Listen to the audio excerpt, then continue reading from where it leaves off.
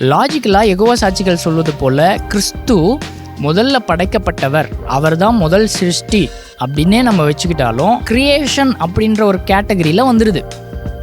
ஒரு creation create பண்ண முடியாது. லாஜிக்கலாக இட் இஸ் நாட் பாசிபிள்.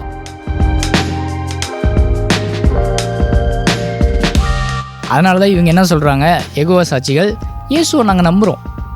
என்னென்னு நம்புகிறோன்னா, சர்வ வல்லமையுள்ள தேவன் இல்லை அப்படி நாங்கள் நம்பலை, ஆனால் அவர் வல்லமையுள்ள தேவன். இப்போ யெகோவா சொல்கிறாரு, என்னை தாங்கள் அந்த ஜனங்கள் குத்தின என்னை நோக்கி பார்த்து ஒருவன் தன் ஒரே பேரானவனுக்காக புலம்புகிறது போல எனக்காக புலம்பி, ஒருவன் தன் தலைச்சன் பிள்ளைக்காக துக்கிக்கிறது போல எனக்காக மனக்கசந்து துக்கிப்பார்கள்.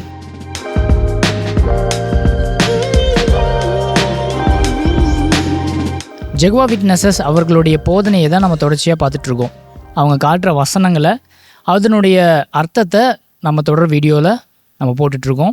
ஸோ இந்த வீடியோலையும் நம்ம ஒரு வசனத்தை நம்ம பார்க்க போகிறோம்.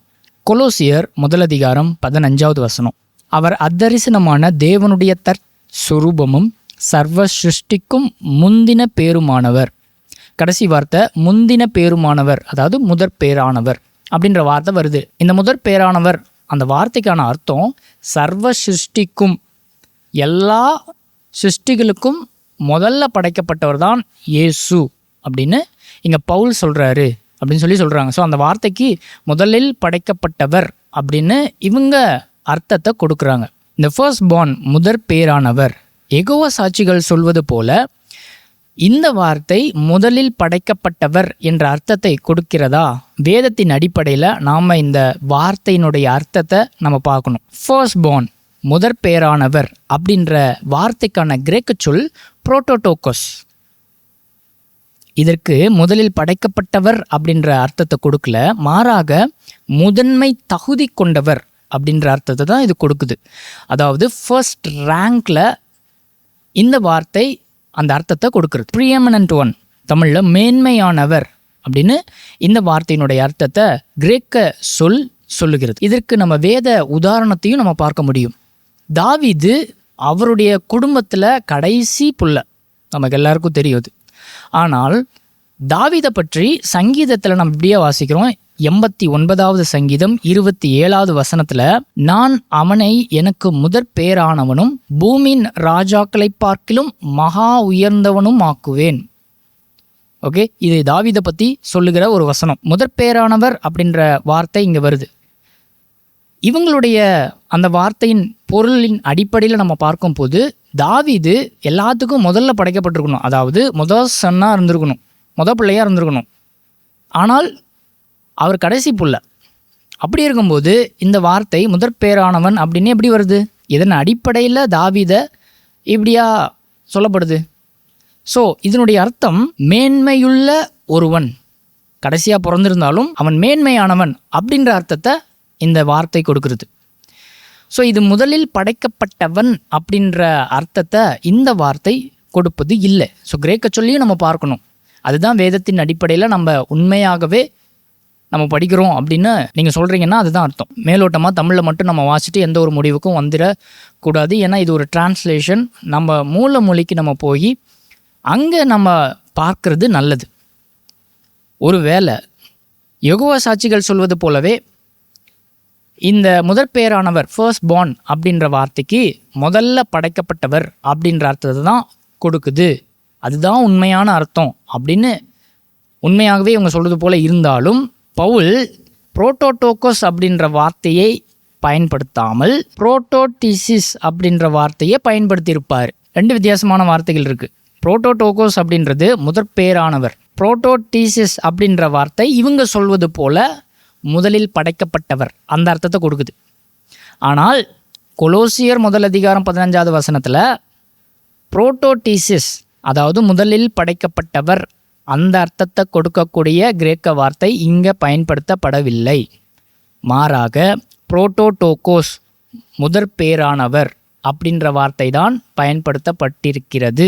லாஜிக்கலாக யெகோவா சாட்சிகள் சொல்வது போல கிறிஸ்து முதல்ல படைக்கப்பட்டவர், அவர் தான் முதல் சிருஷ்டி அப்படின்னே நம்ம வச்சுக்கிட்டாலும் அது கிரியேஷன் அப்படின்ற ஒரு கேட்டகரியில் வந்துடுது.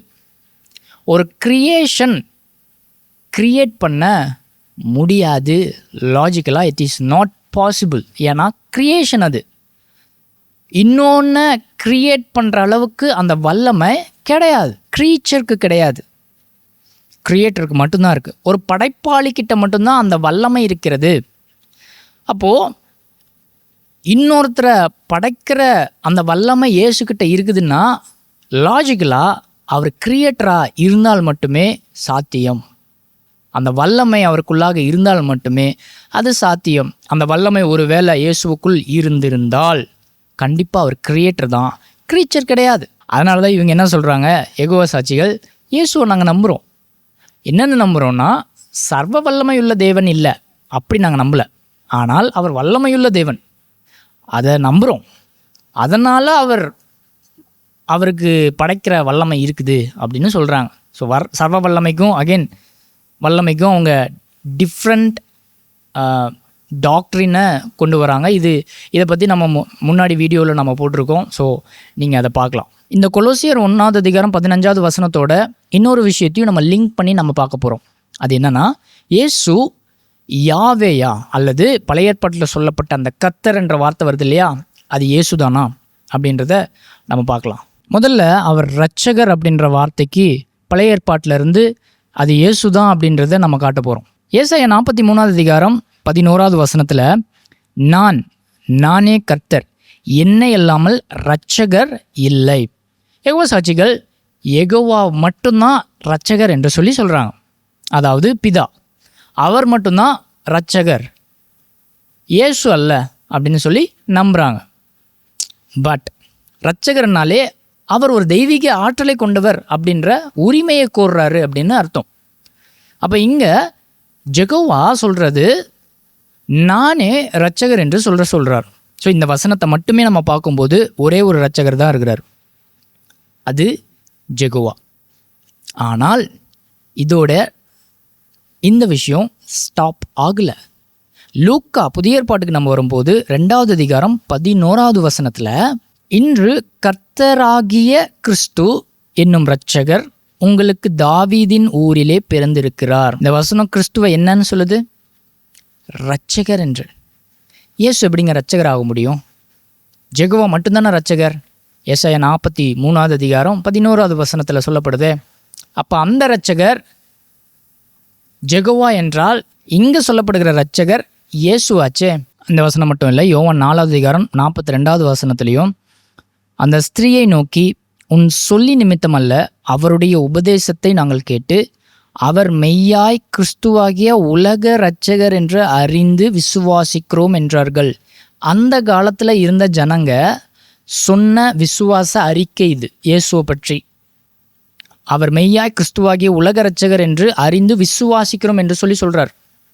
ஸோ இந்த ஜனங்க இயேசுவை இப்படி தான் விசுவாசித்தாங்க. இயேசுவே பழைய ஏற்பாட்டில் யெகோவா என்று சொல்லி நான் காட்டிகிட்டு இருக்கேன். ரெண்டாவது விஷயம், குத்தப்பட்டவர் யார்? சகரியாவின் தீர்க்கதரிசன புஸ்தகம் 12 முதல் வசனத்தை பார்க்கும்போது இந்த வசனங்கள்லாம் யார் சொல்கிறா அப்படின்றது நமக்கு தெரிய வருது. இஸ்ரவேலை குறித்து கர்த்தர் சொன்ன வார்த்தையின் பாரம், வானங்களை விரித்து பூமியை அஸ்திபாரப்படுத்தி மனுஷனுடைய ஆவியை அவனுக்குள் உண்டாக்குகிற கர்த்தர் சொல்லுகிறது என்னவென்றால் அப்படின்னு முதல் வசனத்தில் நம்ம பார்க்குறோம். ஸோ அடுத்த வசனங்கள் எல்லாமே யெகோவா தான் சொல்லிட்டு வர்றார்.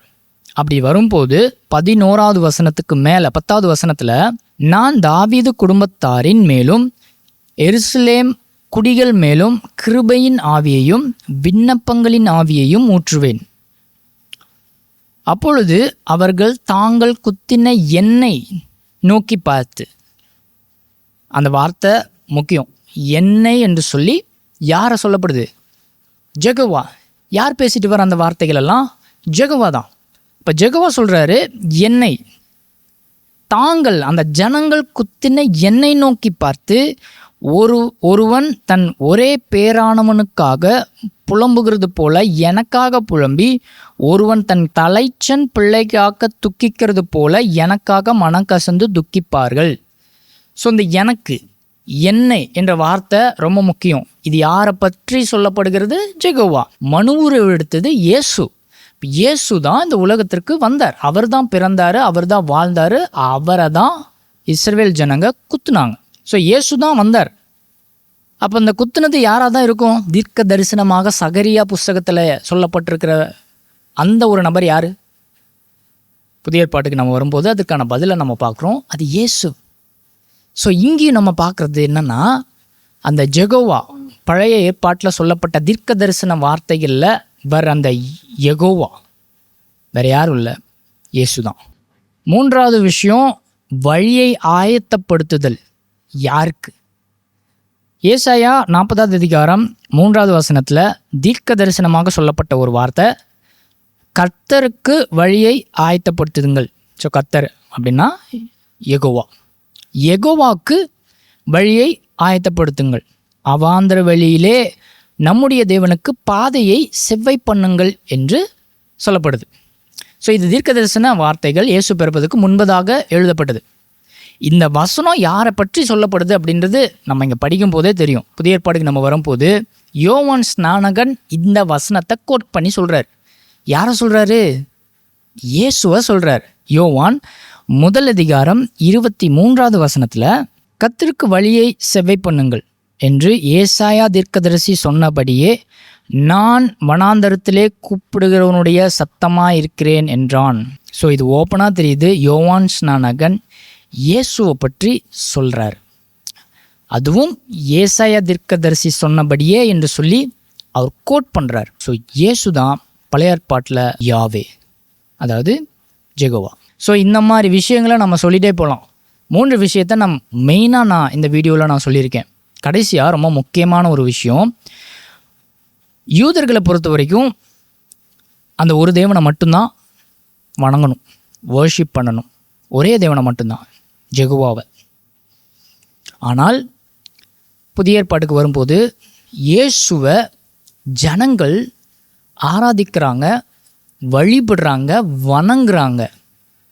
அதை இயேசு, ஒருவேளை யெகோவா சாட்சிகள் சொல்வது போல் இயேசு உண்மையான தெய்வம் இல்லை, அவர் உண்மையான தெய்வத்திற்கு கீழே இருக்கிற ஒரு நபராக இருக்கிறாருன்னு வைத்துக்கொள்வோம். யூதர்கள் எந்த ஒரு மனுஷனையும் அவங்க வழிபட மாட்டாங்க, அப்படி வழிபடவும் கூடாது, அதுதான் அவங்களுடைய கட்டளை. ஆனால் இயேசுவை வணங்கும் போது இயேசு எதுவுமே சொல்லலை. ஏன்னா இயேசுவும் ஒரு யூதர் தான், அவரும் சட்டத்திட்டங்களை படிச்சுட்டு வந்தவர். உண்மையாக சொல்லப்போனால் நமக்காக அவர் மரித்தார். மரிப்பதற்கு அவர் வாழணும்ல, அவர் நீதியாய் வாழணும். நீதியாக வாழ்வதற்கு என்ன அவசியம்? சட்டத்திட்டங்களை அவர் சரியாக கை கொள்ளணும். ஒருவேளை இயேசு சட்டத்திட்டங்களை சரியாக ஃபாலோ பண்ணாமல் இருந்திருந்தா அவர் மரித்தது வீணாய் போயிருக்கு. நாம் நீதிமானாக நம்ம ஆயிருக்க முடியாது. சட்டத்திட்டங்களை கை கொள்ள முடியாதனால தான் அவர் இந்த உலகத்திற்கு வந்து நம்ம இடத்துல அவர் எல்லா விஷயத்தையும் 100% ஃபாலோ பண்ணுறார்.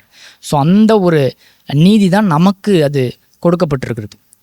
சரி, இப்படி யெகோவா சாட்சிகள் சொல்வது போல் இயேசு வெறும் மனிதர் தான் அப்படி என்று இருந்தால், அவரை வணங்கும் போது ஜனங்களை பார்த்து சொல்லியிருப்பார், என்னை வணங்காதீங்க, தெய்வனை மட்டும் வணங்குங்க அப்படின்னு சொல்லியிருப்பார். பட் அவர் அப்படி செய்யலை. யோவான் 20வது அதிகாரத்தில் தோமா இயேசுவை வணங்குறார். தேவ தூதர்கள் எபிரேயர் 1 அதிகாரம் 6வது வசனத்தில் இயேசுவை வணங்குவதை நம்ம பார்க்க முடியுது. மத்தேயு 2வது அதிகாரம் சாஸ்திரிகள் வணங்குறாங்க. மத்தேயு 8வது அதிகாரம் குஷ்ட ரோகிகள் இயேசுவை வணங்குறாங்க. மத்தேயு 9வது அதிகாரம் அதிகாரிகள் எல்லாம் அங்கே சொல்லப்படுற வசனத்தில் வர்ற நபர்கள் வணங்குறாங்க இயேசுவை. யோவான் 9வது அதிகாரம் ஒரு குருடன் இயேசுவை வணங்குறான். மத்தேயு 28வது அதிகாரத்தில் மகதலேனா மரியாளும் மற்ற மரியாள்களும் இயேசுவை வணங்குறத பார்க்க முடியுது.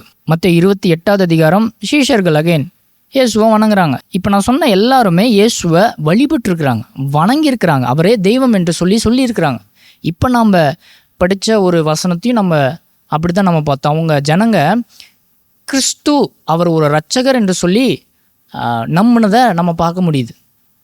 கடவுள் மட்டும்தானே இரட்சகராக இருக்க முடியும், கடவுள் மட்டும்தானே ஒரு மனுஷனை மன்னிக்க முடியும், கடவுள் மட்டும்தானே வழிபட முடியும். ஸோ இந்த வசனங்கள் எல்லாமே நம்ம பார்க்கும்போது இயேசு தெய்வமாக இருக்கிறாரு. அவர் கர்த்தராக யெகோவாவாக இருப்பதனாலே ஜனங்கள் அவரை வணங்கினாங்க. வணங்கும்போது இயேசு அவர்களை அதட்டலை, மாறாக அந்த வணங்குதலை ஏற்றுக்கொண்டார், அதை அங்கீகரிக்கிறார். இயேசு திரியேக தேவனில் 2ஆம் நபராகிய சர்வ வல்லமையுள்ள யாவே.